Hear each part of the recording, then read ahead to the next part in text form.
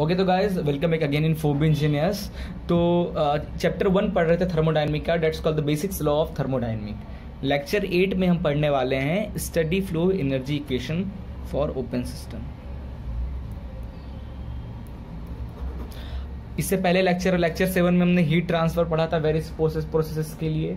इस लेक्चर में हम स्टडी फ्लो एनर्जी इक्वेशन देखने वाले हैं, ठीक है। तो अभी तक हम नॉन फ्लो प्रोसेस के लिए हम देख रहे थे क्या एनर्जी उसमें वर्क ट्रांसफर क्या हो रहा है, हीट ट्रांसफर क्या हो रहा है फॉर क्लोज्ड सिस्टम के लिए, ठीक है, फॉर नॉन फ्लो प्रोसेस के लिए। बट अब हम आ रहे हैं ओपन सिस्टम के लिए। अगर कोई सिस्टम ओपन है, इन that case what will be the work transfer, what will be the heat transfer, ठीक है। तो in terms of open system हमारा स्टडी फ्लो एनर्जी इक्वेशन एक टर्म आता है। तो इसके हेल्प से हम उस सिस्टम की एनर्जी बैलेंस करते हैं, ठीक है। तो स्टडी फ्लो एनर्जी इक्वेशन को हम SFEEV कहते हैं, क्लियर है। और ये हमारा लास्ट टॉपिक है। एक स्टडी फ्लो है, एक अनस्टडी, दोनों इस लेक्चर में हम डिस्कस करेंगे। और हमारा फर्स्ट लॉ खत्म और सेकेंड लॉ फिर देन स्टार्ट करेंगे, ठीक है। 2 लेक्चर में हमारा यूनिट 1 खत्म हो जाएगा। उसके बाद फिर हम कुछ न्यूमेरिकल्स के प्रैक्टिस करेंगे।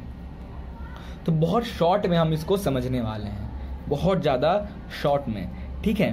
तो हमने एक ओपन सिस्टम बनाया, ठीक है। मैं आपको यहाँ पे बना के बताता हूँ। हमने एक ओपन सिस्टम बनाया, तो this is the open system.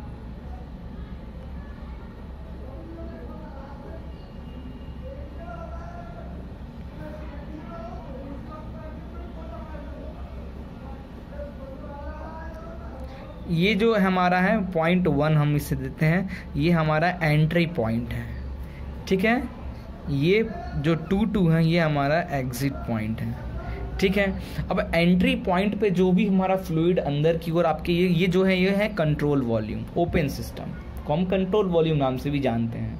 तो जो भी हमारा पार्ट अंदर जाएगा वो बाहर आ जाएगा, that's called the steady flow, ठीक है। मीन्स अगर एक यूनिट मास एंट्री कर रहा है, ठीक है, तो एक यूनिट मास हमारा एग्जिट भी करेगा। 1 यूनिट एनर्जी अगर एंटर हो रहा है तो 1 यूनिट एनर्जी हमारा एग्जिट भी होगा। That's called the steady flow for any control volume. तो जो हमारा फ्लूइड जो होगा, जो कंट्रोल वॉल्यूम के अंदर एंटर करेगा, तो एंटर करने से पहले इस एंट्री पॉइंट पे उसका कुछ प्रेशर होगा, उसकी कुछ वॉल्यूम होगी, उसकी कुछ वेलोसिटी होगी, उसकी कुछ एंथैल्पी होगी ये सब टर्म ना, ठीक है। उसकी कुछ इंटरनल एनर्जी होगी। और अगर हम एक रेफरेंस लाइन ले लें तो इससे इसका कुछ डिस्टेंस भी होगा, Z1। सिमिलरली जब फ्लूइड बाहर निकलेगा कंट्रोल वॉल्यूम से तो उसकी कुछ प्रेशर होगा, उसका कुछ वॉल्यूम होगा, उसका कुछ वेलोसिटी होगा, उसका कुछ एंथैल्पी एंट्रोपी होगा, ठीक है। एंट्रोपी, इट्स कॉल्ड एंट्रोपी होगा, enthalpy, yes enthalpy, S is for entropy, ठीक है। उसकी कुछ इंटरनल एनर्जी होंगे।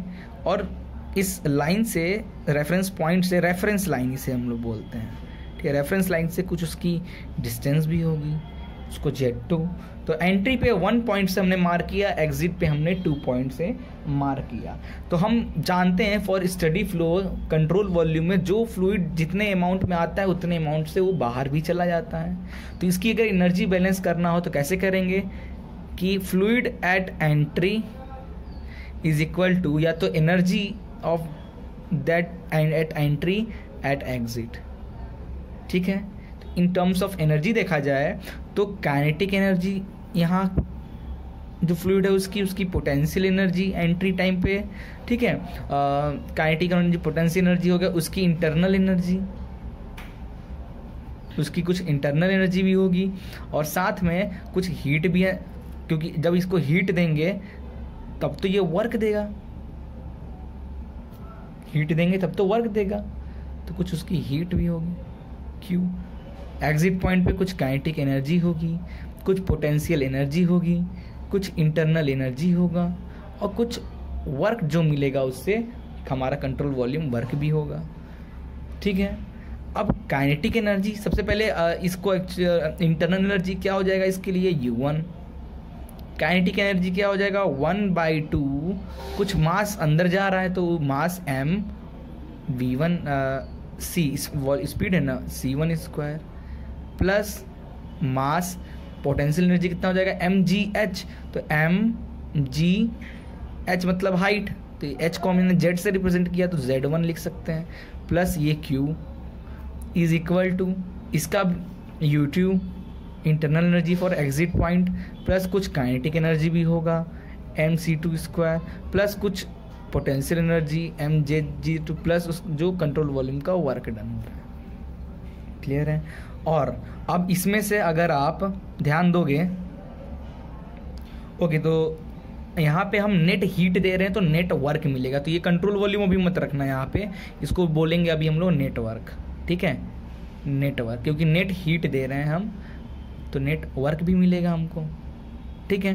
अब अभी नेटवर्क कब मिल रहा है, जब कंट्रोल वॉल्यूम में आप नेट हीट दे रहे हो तो आपको नेटवर्क मिल रहा है। तो ये जो वर्क डन कंट्रोल वॉल्यूम से क्या वर्क डन मिल रहा है उसके लिए क्या करोगे, नेटवर्क डन जो होगा, नेटवर्क डन वो कितना हो जाएगा, देखो इस पॉइंट पे हीट आप दे रहे हो तो मीन्स P1 V1, यहाँ से वर्क मिल रहा है तो P2 V2 लिख सकते हो, तो हम लिख सकते हैं minus P1 V1 plus control volume का work done plus P2 V2 लिख सकते हैं। देयरफॉर वर्क नेट की जगह पे ये चीज़ पुट करो तो इसको अगर आप इधर तरफ लाओगे तो ये U1 plus P1 V1 plus 1/2 m C1 का square plus mgz1 plus q is equal to U2 plus P2 V2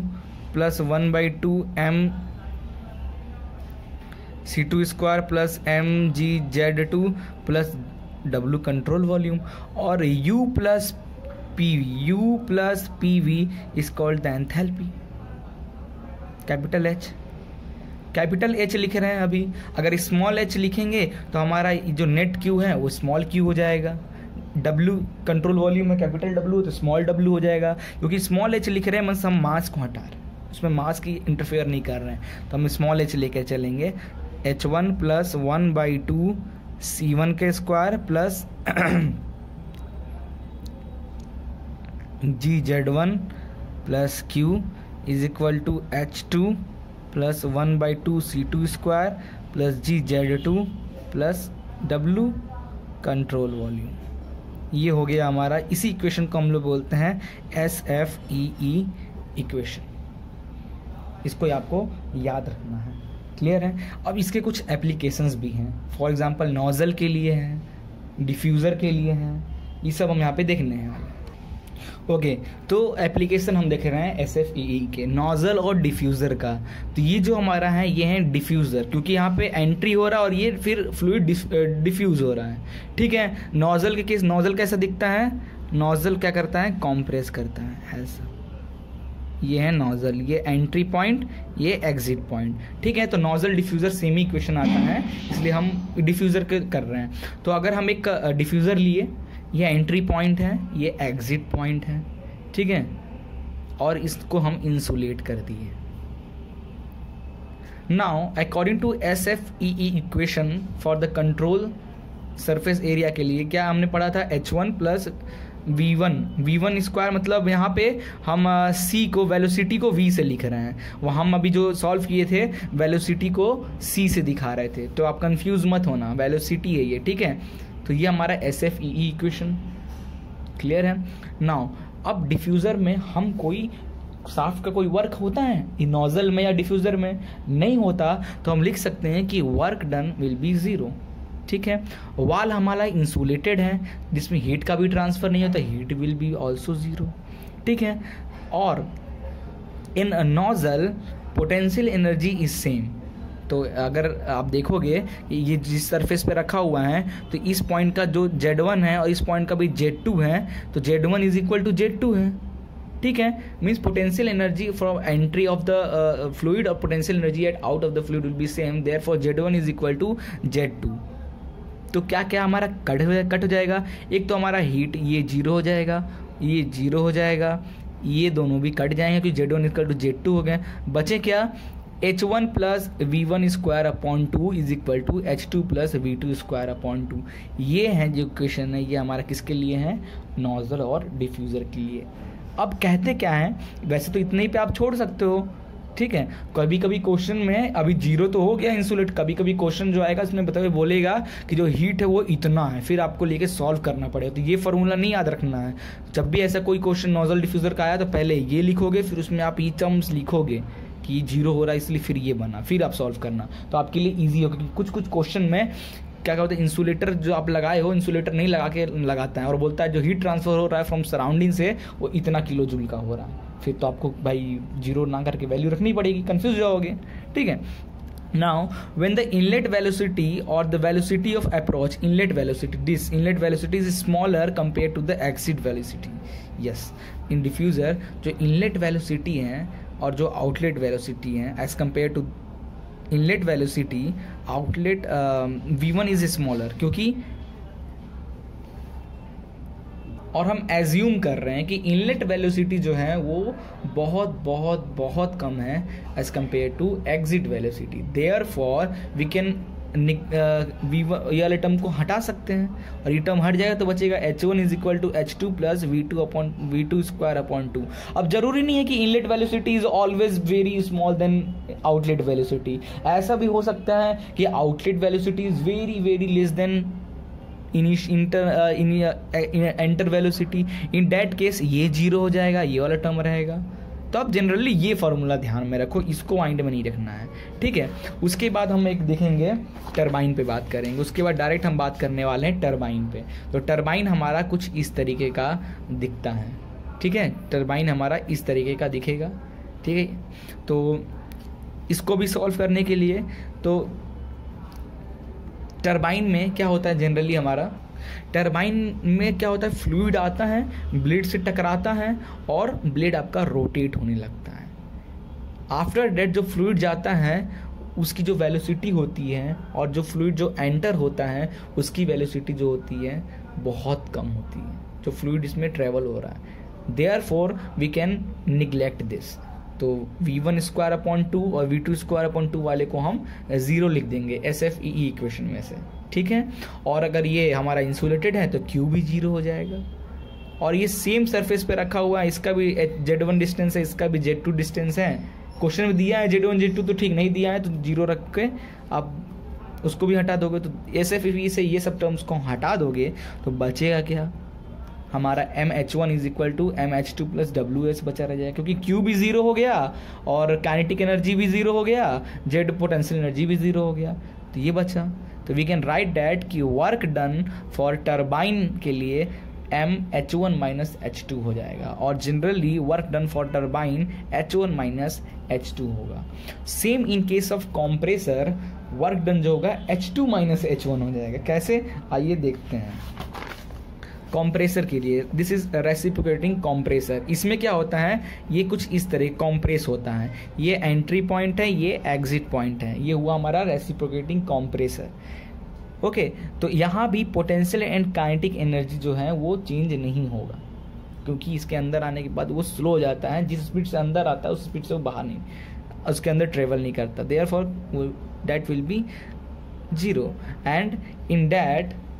तो जब पॉइंट पहले ये यहाँ से एंट्री हो रहा था, यहाँ से एग्जिट हो रहा था, किसी केस में टरबाइन के केस में तो हमने लिखा था उसका work done is equal to H1 minus H2, but compressor हमारा उल्टा हो गया, उसको यहाँ से एंट्री हो रहा है, यहाँ से निकल रहा है, तो उल्टा हो गया। तो जनरली आप डायरेक्ट वर्क डन लिख दोगे फॉर कॉम्प्रेसर के लिए कि कॉम्प्रेसर का work done H2 minus H1, ठीक है। बस यही हमारे कुछ इसके थे। उसके बाद हीट एक्सचेंजर के भी थे। तो हीट एक्सचेंज इसमें वर्क डन जो हो रहा है, हीट एक्सचेंजर शाफ्ट तो होता नहीं है तो work done will be 0। Kinetic energy and potential energy also it will be बहुत कम होता है तो उसके अकॉर्डिंग 0 मान लेते हैं। एलिवेशन पॉइंट Z1 Z2 भी 0 हो गया। तो SF इक्वेशन में ये सब वैल्यू पुट करोगे तो आपका कुछ ये आता है हीट एक्सचेंज में H2 माइनस H, ठीक है। कितना हीट एक्सचेंज होता है तो किसी किसी इक्वेशन में फॉर ओपन क्लोज सिस्टम के लिए हमने हर एक प्रोसेस के लिए वर्क ट्रांसफर निकाला, हीट ट्रांसफर निकाला, बट ओपन सिस्टम के लिए अगर आपसे पूछ दे ओपन सिस्टम में टरबाइन का नोजल डिफ्यूज़र का वर्क बताओ, तो आप उसको एंथैल्पी के टर्म में लाओगे। आंसर तो एंथैल्पी के टर्म में आ रहा है, तो बोलोगे हम आपसे पूछे, कोई सामने वाला पूछेगा आपसे, मैं पूछ रहा हूँ वर्क डन या वर्क ट्रांसफर या हीट ट्रांसफर निकालो टरबाइन या नोजल या डिफ्यूज़र का, तो आप एंथैल्पी क्यों निकाल रहे हो? तो बोलोगे आप according to SFEE equation for nozzle and diffuser enthalpy का रिलेशन होता है, ना कि वर्क डन। क्लियर है? तो ये था। अब उसके बाद हम एक देखेंगे अनस्टडी इक्वेशन। उसके बाद हम देखने वाले हैं